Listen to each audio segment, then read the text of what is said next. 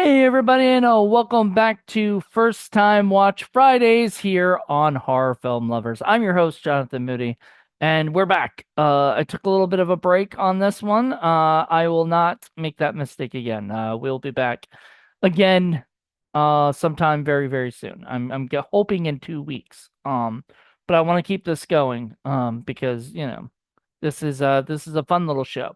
So I decided to watch Homicidal. Oh my God, Homicidal from Indicator. Indicator's done a lot of great William Castle movies, and this is no exception. This was a lot of fun. Um Regarded as like a ripoff of, Psycho, and if you've ever seen Psycho, it really is a ripoff of Psycho in a way, but it's a different story, different plot, so I guess that's how they get away with it or whatever. But it was a lot of fun. So I have the plot, brought out to me here, and so I'll kind of, you know what? I'll just kind of go into the gist, and then we'll get into some actual specifics that's in this plot. But basically, the idea is this woman kills this justice of the peace.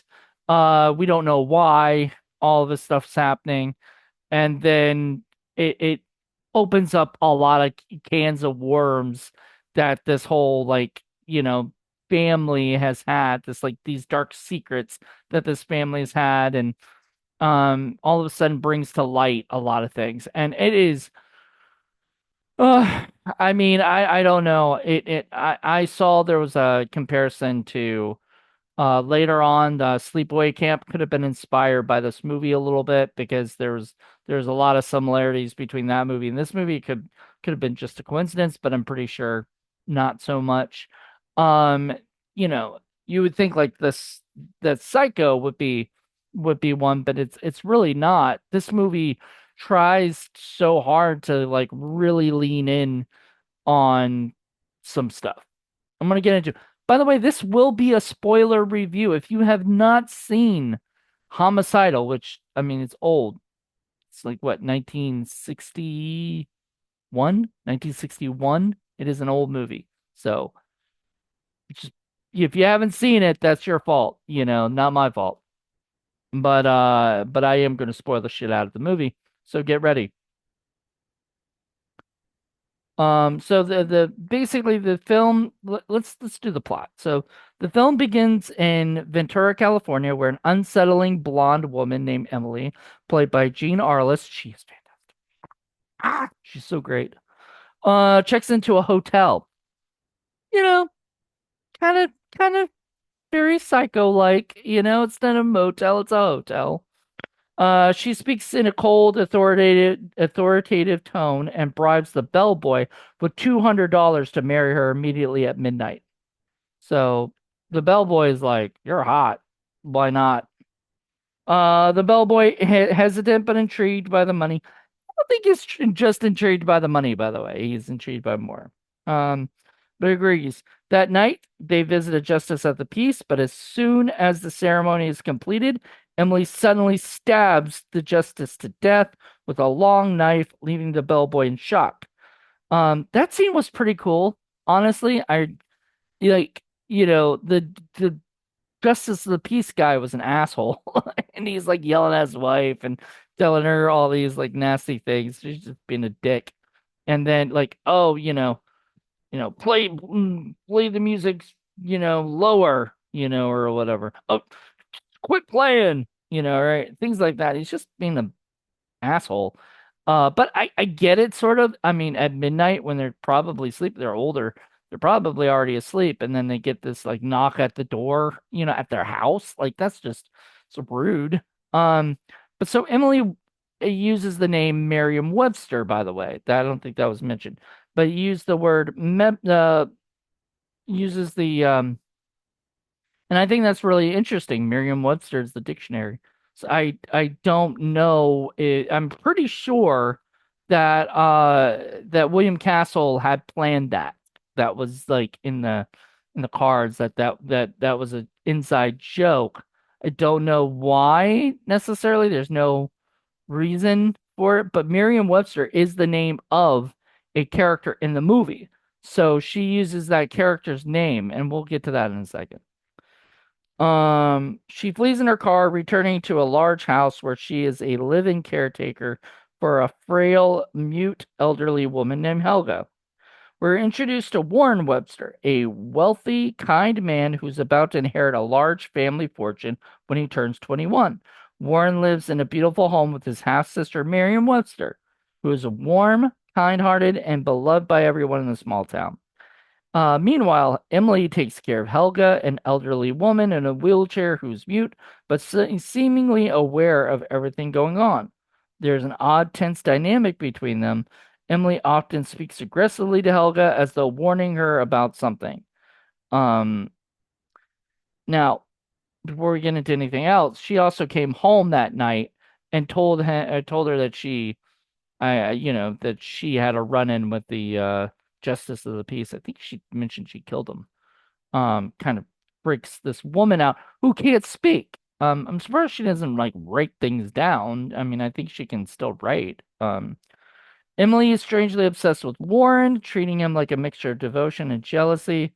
She takes pleasure in manipulating Helga, and seems to control Warren's household, making everyone, including Miriam, uncomfortable. Miriam and her boyfriend, Carl Anderson, a local pharmacist, begin to suspect something isn't right about Emily. There's even a scene where she's at the pharmacy and she asks Carl out, and Carl turns her down. So I'm not sure what happened with that. That why would Emily ask him out if she knew he was dating the other girl, and why wouldn't he have said something? I don't know. We'll see. I think that might be mentioned. Warren seems oddly submissive to Emily, letting her control the household, which confuses Miriam. As Carl and Miriam dig deeper into Emily's past, they begin to uncover a shocking family secret. Um, Meanwhile, Helga, the mute woman, becomes more and more visibly terrified of Emily, as though she knows the truth and is trying to warn others. Miriam investigates the shocking truth. Miriam growing more suspicious of Emily, decides to dig into her past. She learns that Emily only recently appeared in their lives and seems to have an unnatural hold over Warren. As she and her boyfriend Carl investigate, they uncover some disturbing information about Warren's childhood. Miriam eventually goes to the home of a former family doctor who reveals a shocking truth. Warren was both was born with both male and female characteristics, a rare intersex condition. Their cruel father forced doctors to make Warren a boy, despite biological complications.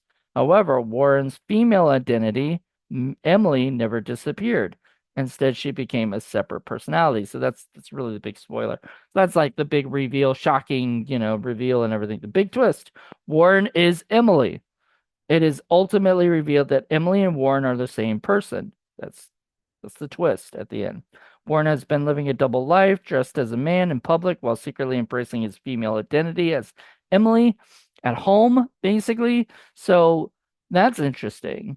So most of the time he's at home, he can be Emily and not feel necessarily judged, because nobody knows it's Warren.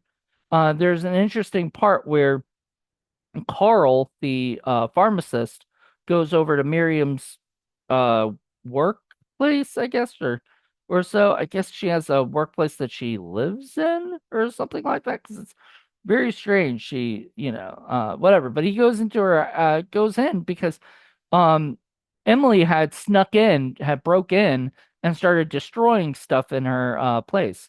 So he went in there to check and see if Miriam was okay. It turned out that Miriam was at the house helping Helga while uh Emily was going and getting so and she had plans to like have a picnic with Carl, I believe. So or something. She was planning to have a picnic. So anyway, Emily trashed the place. So Carl sees it trashed, doesn't know Emily's still inside, and Emily knocks him out. When Carl wakes up, he sees he sees he sees Warren, and he's just like talking to him like, oh my God, there was somebody in here, blah, blah, blah, blah. And I could see like being back in the 60s, you wouldn't know. You wouldn't be thinking about this stuff.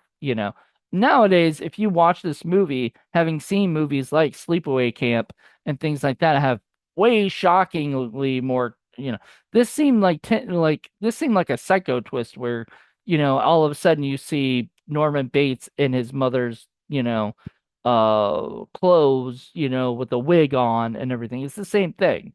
Um, but there's like, in this one, there's that part where he's like, I am Warren. Can't you tell? And blah blah blah, which did seem weird. I don't know.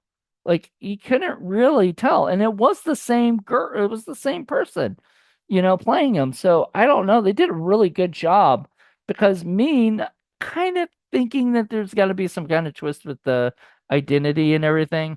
Um, it still was a little bit like, wow, I whoever did the makeup did a great job because they should have won an award. I guarantee you the only reason they didn't go up for an Academy Award in this movie is because it's freaking horror film.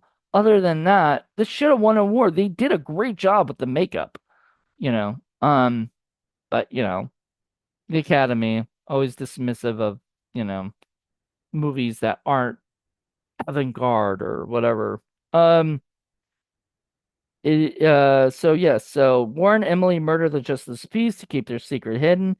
Helga knew the truth, which was why Emily has been controlling and intimidating her. The climax, Emily's breakdown, Miriam realizing the full truth, rushes back to Warren's home to confront him. Meanwhile, Emily, now fully in control, realizes that her secret is about to be exposed and begins to completely lose her grip. She attempts to kill Helga, knowing she's the last living witness to Warren's secret. So she attempts to kill him at first. There's some interesting stuff too that happens in this movie. There's a scene where a guy comes to like sharpen the knife and everything, and she's in a hurry because she wants to get back in there and kill Helga without any interruptions or whatever. So she gets the knife sharpened for $2, which is, I mean, to them that was expensive. To us that might not be as expensive. He goes away. She goes to kill Helga, but there's a knock on the door. So she goes to answer the door and puts her knife away, and it's this doctor that she saw earlier that was like saying that he was gonna stop by. So they kind of foreshadowed that he was gonna stop by. So that was pretty cool. And then he goes off, and I mean, it was interesting. Like he comes in and there's like this big suspense of like Helga's trying to tell him like, with their facial expressions, help me, and everything. And he doesn't understand what she's saying. And and Emily's using everything in the, at the book, like at him. And he's like, all right, I'm gonna go. And I thought somehow or another he was gonna come in and see it, but I guess it just wasn't time. And Helga ends up and the cool thing is they use staircases, just like Hitchcock. There's a lot of Hitchcock things, uh, including the hotel number is number 17. There was a movie that Hitchcock did called Number 17. There's a lot of little nods to Hitchcock in a lot of these things. Whether or not it's doing it on purpose or if it was a coincidence, I don't know. There's nothing around that says that he did that on purpose. Wish that there's no commentary on this, is there? Oh, there is a commentary. Might have to listen to that.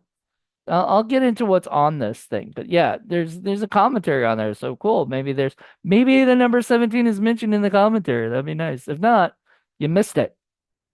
I would talk about that. I am talking about that on my show. All right. So, yeah, so there's this cool staircase thing where it's like an automated stair thing where she can be lifted up with her wheelchair and everything. Kind of reminds me of Gremlins.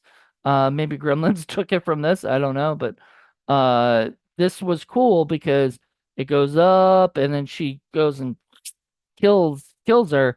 Then later, when the big twist happens and they do what is it called? they have a name for this. It was um it was done in a certain way. It was called something shock something fact shock thing, whatever. It's gotta say fright break. They have a fright break where for 25 seconds, I think it was, or something like that. It was a whatever. William Castle talked while you're going toward the house, and he's saying, "Okay, if you want to leave, feel free to leave.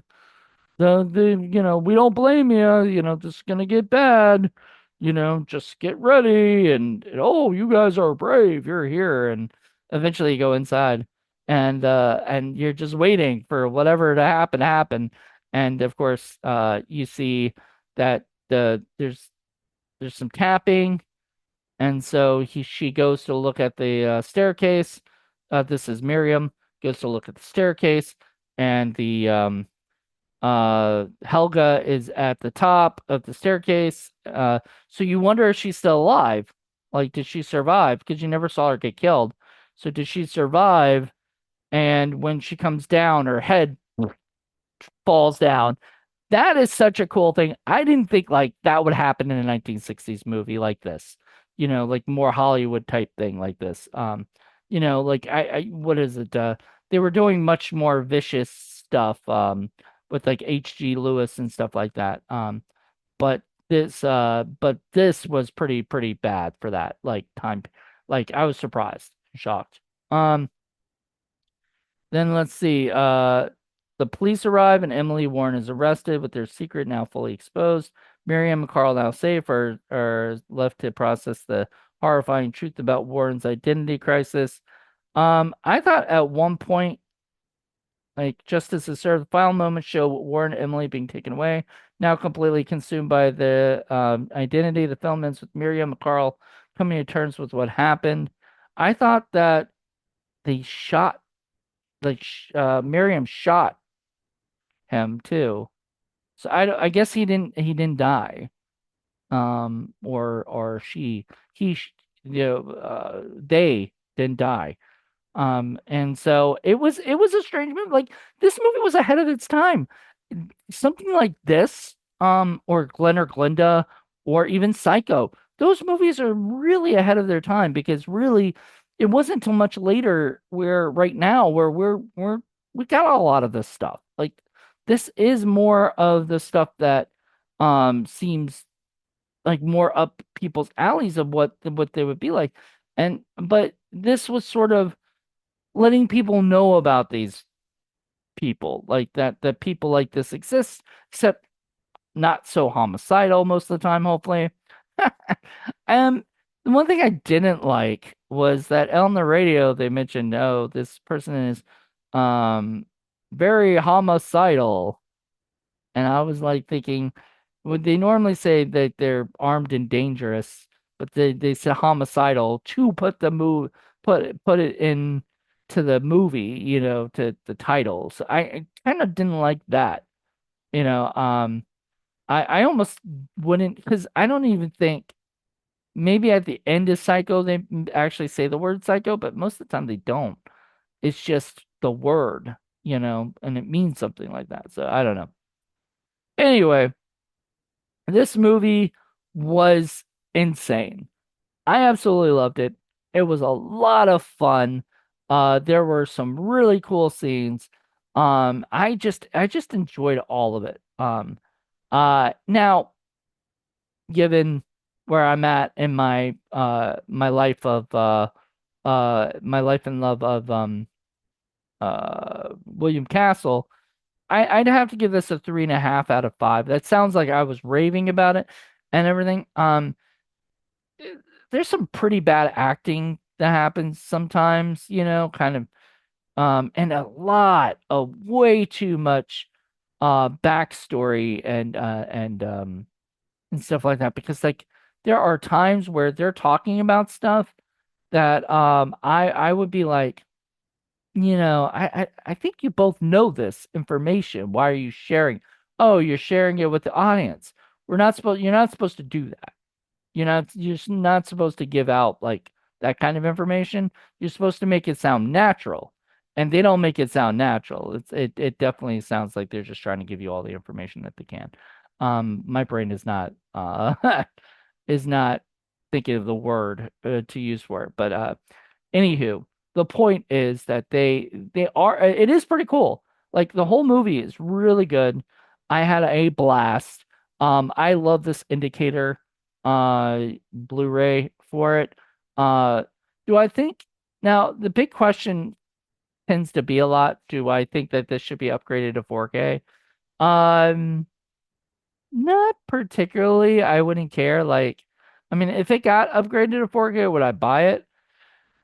If like a bunch of the William Castle movies got upgraded, probably buy a bunch of them just as, well, I mean, I want the Tingler on 4K for sure if that's not already there. 13 Ghosts and stuff like that. But I've got them on Blu-ray right now. I'm very happy with that. Indicator has released a bunch of them and I'm gonna buy probably all the William Castle Indicator movies and hopefully there'll be more. But this documentary or this Indicator Blu-ray edition has audio commentary with author and film historian Lee Gambin.